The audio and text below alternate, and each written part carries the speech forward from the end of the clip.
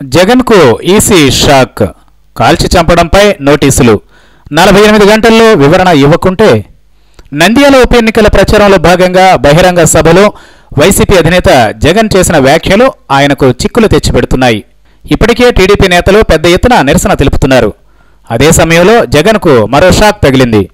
నంద్యాల బహిరంగ సభలో జగన్ చేసిన వ్యాఖ్యలపై నివేదిక సమర్పించాలని ఎన్నికల సంఘం శనివారం ఎన్నికల రిటర్నింగ్ అధికారిని ఆదేశించింది. ఈ మేరకు ఎన్నికల సంఘం అధికారి బన్వర్లాల్ ఆదేశాలు జారీ చేశారు. ముఖ్యమంత్రి చంద్రబాబును నడి రోడ్డుపై నిలబెట్టి కాల్చేయాలని జగన్ రెచ్చగొట్టేలా వ్యాఖ్యానించడాన్ని తప్పుబడుతూ టీడీపీ నేతలు ఎన్నికల సంఘానికి ఫిర్యాదు చేశారు. దీనిపై ఈసీ స్పందించింది. రిటర్నింగ్ అధికారి ఇచ్చిన నివేదికను కేంద్ర ఎన్నికల సంఘానికి పంపిస్తామని, ఆ తర్వాత సిఈసి సూచనల మేరకే చర్యలు తీసుకుంటామని బన్వర్లాల్ స్పష్టం చేశారని తెలుస్తోంది.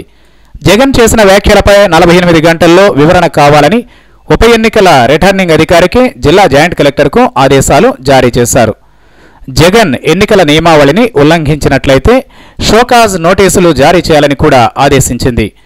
ఎన్నికల సంఘం ఆదేశాల నేపథ్యంలో రిటర్నింగ్ అధికారి జగన్కు నోటీసులు జారీ చేశారు. 48 గంటల్లోగా సమర్పించాలని అందులో సూచించారు.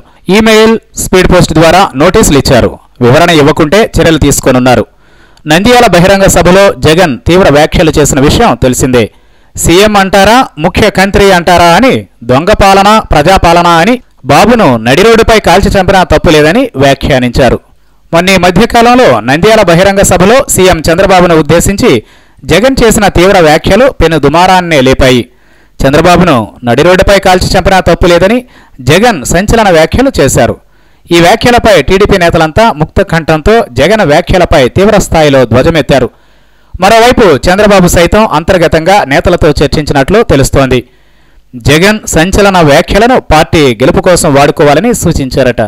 జగన్ ఓ ప్రతిపక్ష నేత, బాధ్యత గల నాయకుడినన్న విషయాన్ని మరిచి మితిమీరి ప్రవర్తిస్తున్నాడని, ఉన్మాది నాయకత్వం కావాలా, అనుభవం ఉన్న చంద్రబాబు నాయకత్వం కావాలా తేల్చుకోవాలని నంద్యాలలో ప్రచారంతో హైలైట్ చేయాలని నేతలకు సూచించినట్లు సమాచారం. ఏది ఏమైనా నంద్యాల ఉప ఎన్నికలు పెద్ద దుమారాన్నే లేపేలా ఉన్నాయి.